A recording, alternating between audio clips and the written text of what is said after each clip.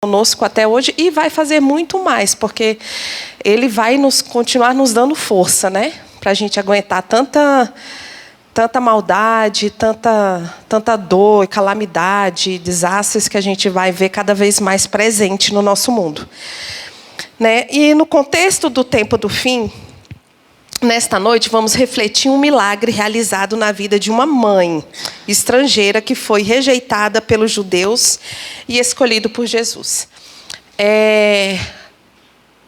O povo judeu, ele se achava privilegiado, né? E Deus veio mostrar que o povo deles são todos. A gente tira, no dia que Jesus foi crucificado, eu não sei se um dos criminosos, né, que estava do lado, eles eram judeus, né? Eles eram, né, mãe? E a gente vê que um deles profetizou, enquanto um, né, estava lá amaldiçoando, desce daí, né, e mostra que tu és. O outro já falasse, quando tu estiveres no teu reino, lembra de mim. Ele já estava dizendo que Jesus ia ressuscitar, né? A gente já vê quanto que ele estava, ele creu em Jesus. Mas a gente vê que não era só os judeus que Deus tinha preparado para ser o povo deles, né? Não seria só eles o povo escolhido. E a mulher que eu vou falar, ela é uma mulher muito especial, pois Jesus, ele mudou toda a rota dele, ele fez tudo porque ele sabia que ele encontraria ela e a necessidade que ela precisava de estar com ele, né? Aí a gente vê, a mulher, ela torna-se mãe com o nascimento do primeiro filho. Com a maternidade, acumulam-se alegrias, aprendizado transformador e desafios em cada etapa do desenvolvimento. Cada mãe tem sua própria lista de alegrias, aprendizados e desafios. A gente tenta, né, fazer de um jeito, mas muitas vezes a gente não consegue, né? Porque o ser humano, ele é surpreendente, a gente não tem noção do que vai ser a próxima etapa, o que vai acontecer, né, no outro dia. E os filhos da gente, eles nos surpreendem, porque a gente também nos vê, né, muitas vezes em certas atitudes que eles fazem, né? Então, de modo especial, o destaque de hoje são as mães que têm filhos com algumas limitações de saúde. Elas se esforçam ao máximo todos os dias para proporcionar o melhor que podem aos seus filhos. E não foi diferente com a mãe, que é a personagem bíblica da nossa reflexão de hoje. Cuidar de um filho é tão difícil, imagina ele ser especial, né? Realmente não é fácil. Você vê seu filho ter limitações, sofrendo, né? Então a gente tende a ter uma busca, né, maior, parece, né? A gente clama mais, a gente busca direto, né? Que Deus nos dê força, sabedoria para poder lidar com essas situações. E eu vou falar sobre a mulher cananeia. Ela não teve sua identidade revelada na Bíblia. E pouco sabemos sobre essa mulher. Mas ela teve a sua fé registrada devido à sua ousadia e persistência. Ela morava na região que hoje corresponde ao Líbano. E o seu povo era odiado e desprezado pelos judeus, que é a região hoje que corresponde a Israel. Ela era descendente dos cananeus, que causaram muito sofrimento ao povo de Israel no passado. Os judeus chamavam os cananeus de cães, no sentido pejorativo. Algo como vira-latas, sarmentos. E, para agravar a situação, a mulher tinha uma filha que sofria demais com possessões demoníacas, mas a sua fé era sólida como a rocha. Uma fé viva impulsionou essa mulher a enfrentar preconceito de sua época e buscar a cura para sua filha. Então, vamos lá na história? Vamos abrir Marcos 7, versículo 24. 24 a 30.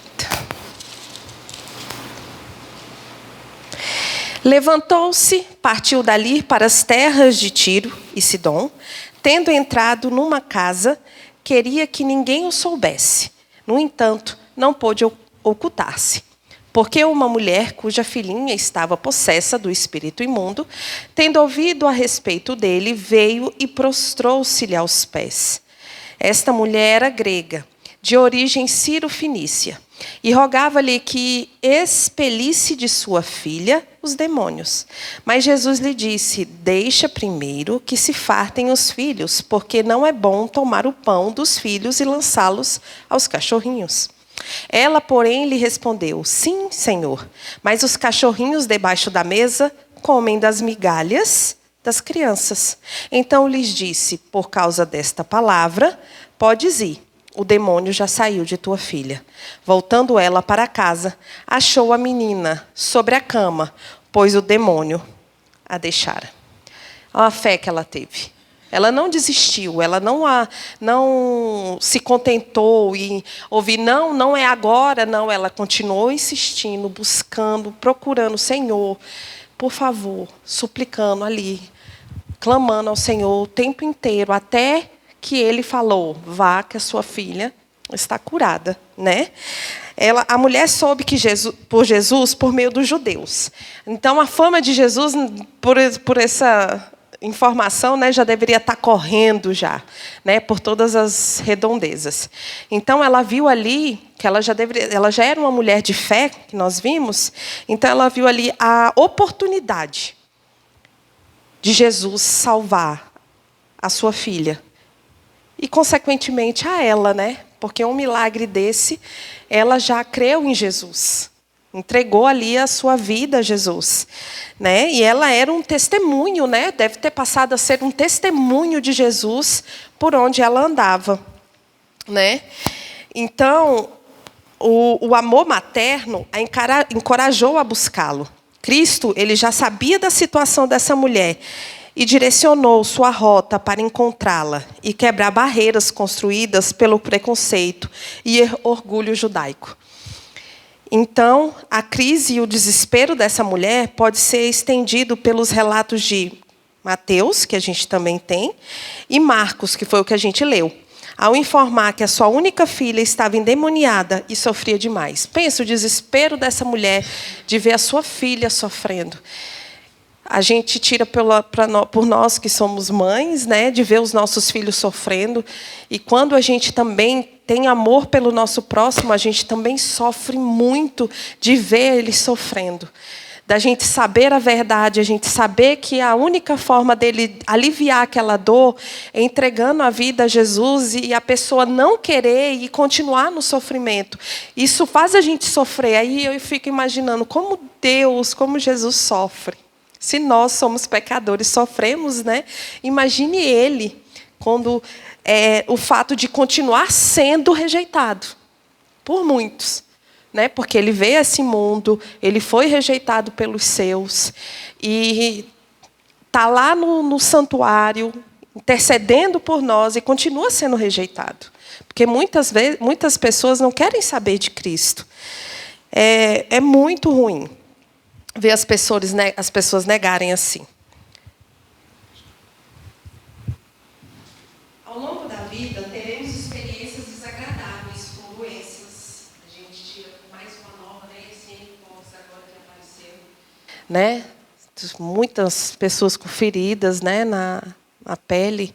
Eu acho que é um que já está aparecendo aí, que a gente possa vir a ter muita frequência dele, né? Porque ele só está aumentando. Então, acredito que um vírus que só vai fortalecer mais, né? A gente ainda tem mais essa, né? Então, a gente vê solidão, acidentes, calamidades, injustiça, preconceito e a morte. Para muitos, a morte, né, eterna. A vida nem sempre parecerá justa. A maioria de nós já perguntou num ou noutro momento: por que Deus permite que aconteçam coisas más e pessoas inocentes parem com pessoas inocentes? Eu não me pergunto mais isso. Que eu antes me perguntava: por que, né, que Deus, essas coisas acontecem, tudo. Eu acho que a resposta é: eu vou buscar ouvir no céu. Né? Porque a gente tem que buscar todos os dias a nossa salvação, a entrega, né, a comunhão com Deus. Então, eu vou buscar saber as respostas lá. né? Então, a gente tem que parar e pensar por um momento. Como estava essa mulher emocionalmente? Como que ela deveria estar devastada? Vendo sua filha o tempo inteiro naquela situação, né? Entregue aos demônios daquele jeito. Deveria ser horrível conviver todo momento com aquela situação. Então, ali foi um momento que ela teve de esperança, né? De que Jesus resolveria essa situação, né? E muito de nós carregamos preocupações diversas com os filhos. Mas conviver com um filho que tem possessão demoníaca deve ser algo terrível. Alguns problemas são inevitáveis, outros inesperados, e precisam ser administrados com sabedoria de Deus, para não causarem maiores prejuízos. A atitude de Cristo em relação à mulher, de aparente indiferença, num comportamento típico dos judeus, tinha a intenção de impressionar os discípulos quanto à maneira fria e insensível com que os judeus tratariam um caso como esse, ilustrada pela forma como ele recebeu a mulher. Porque eles não queriam que Jesus a recebessem ela, e ela continuou ali, insistindo em falar com Jesus, né? E Deus mostrou, na forma dele agir, para os discípulos que ela era digna de receber a bênção, né? E ele recebeu a mulher. Ele queria impressioná-los também quanto ao modo compassivo pelo qual desejava que eles lidassem com essas aflições, ensinando eles, né, a lidar com situações que apareceriam futuramente, inclusive num povo que não era judeu, né? Que eles tivessem essa empatia e o amor ao próximo, independente de ser judeu também. Jesus, ele é realmente incrível e maravilhoso. E conforme se exemplificou ao atender posteriormente o pedido dela. No diálogo entre Jesus e a mulher, a gente observa que ela mantinha uma fé sólida diante do difícil contexto em que se encontrava. Nada impedia ela. Ela não queria saber se ela não era judia, se ela podia ou não estar perto de Jesus. Ela queria receber aquela bênção, ela queria salvar a filha dela, né? E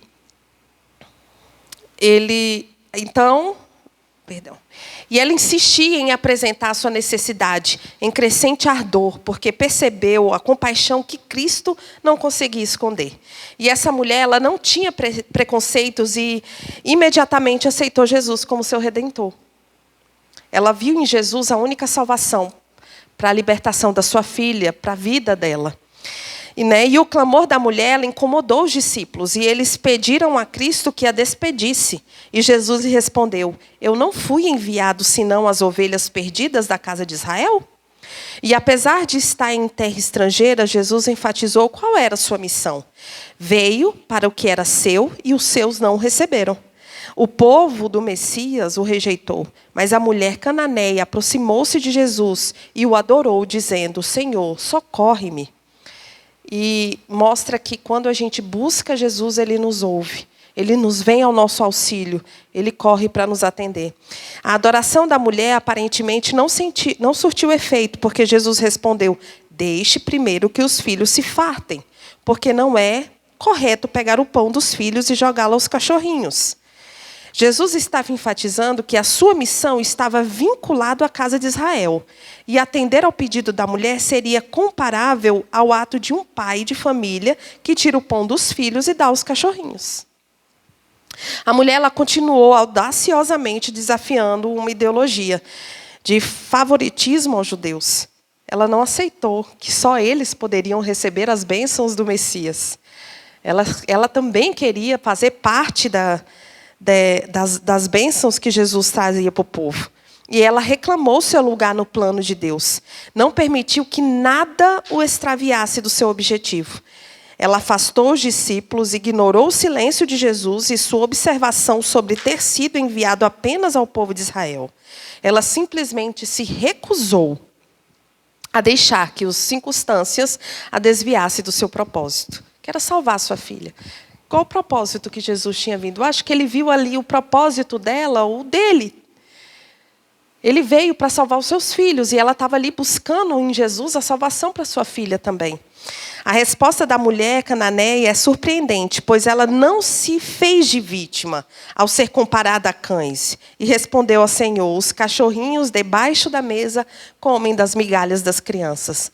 Ela confirmou o que Jesus lhe disse e enfatizou que não buscava o alimento destinado aos filhos, mas a migalha que cabe aos cachorrinhos. Ela aceitava qualquer bênção que Jesus pudesse oferecer para ela, contando que a abençoasse, né? E ela confirmou isso falando e contestando que Jesus estava correto. Ela precisava daquela bênção. E para aquela mulher, a migalha da mesa do filho de Davi era suficiente para resolver o seu problema. Jesus lhe respondeu: por causa desta palavra, você pode ir. O demônio já saiu de sua filha. E eu tenho certeza que nunca mais voltou. Quando a mulher voltou para casa, achou a menina sobre a cama, pois o demônio tinha saído dela. Acabou ali uma guerra espiritual.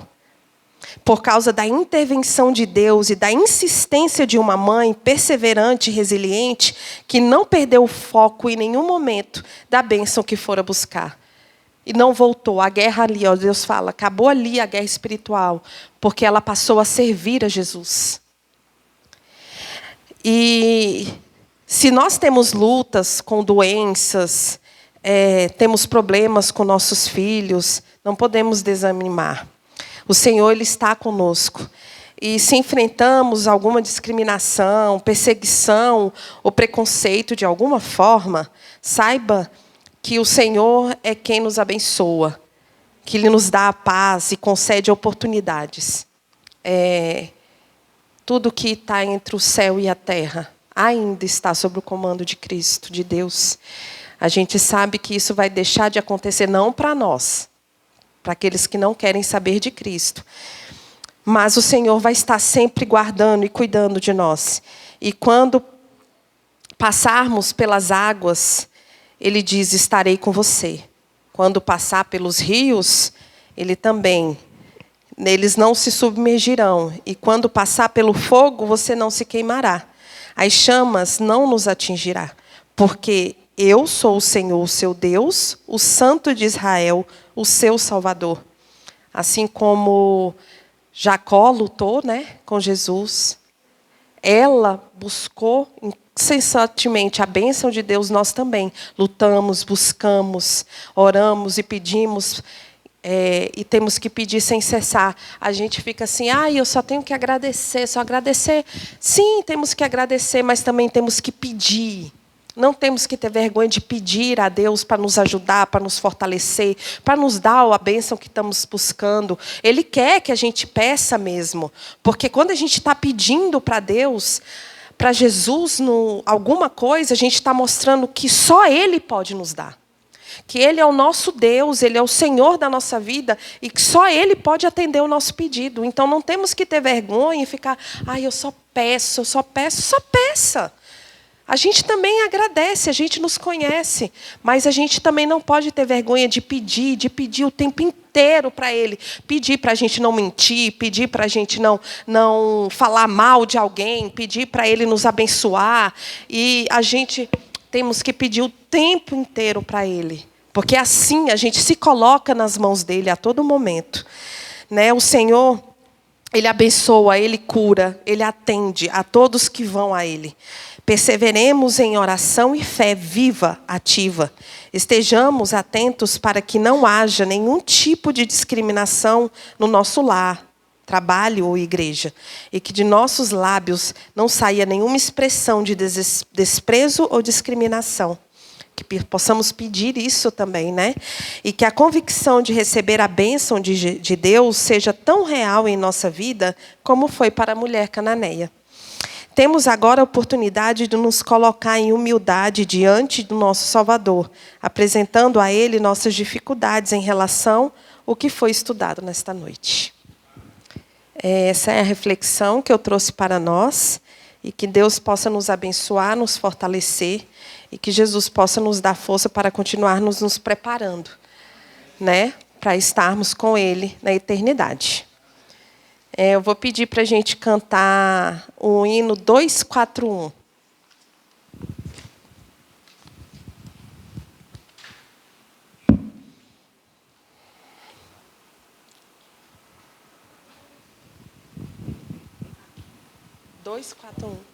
Dois, quatro, um.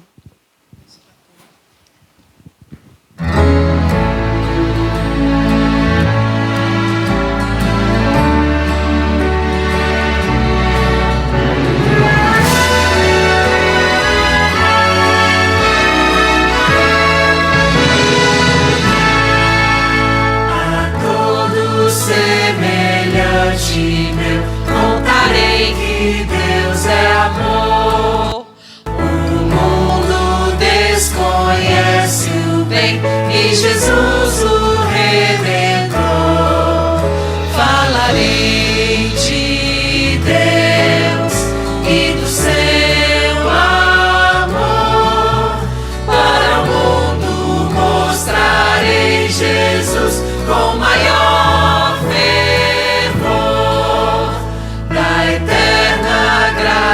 sem igual, aos pedidos falarei, guiando-os deste mundo mal para os pés do amado Rei.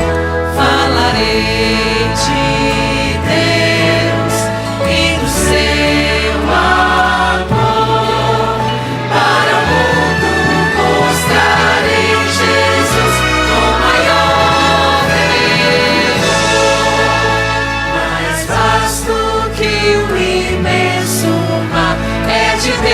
o grande amor. Eu quero então o proclamar para todo pecador. Falarei de Deus e do seu amor. Para o mundo mostrarei Jesus com maior fervor.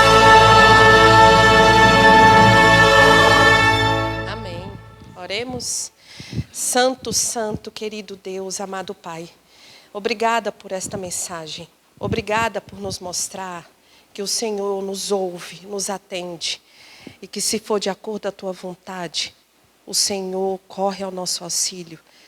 Pai querido, obrigada por ser o nosso Deus, por nos ajudar a cada manhã a levantar e a te servir.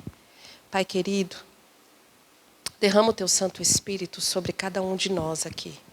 Abençoe nós como igreja, comunidade. Precisamos da tua força. Socorre-nos, Senhor. Nos dê uma boa noite de sono e um bom resto de semana. Em nome de Jesus. Amém.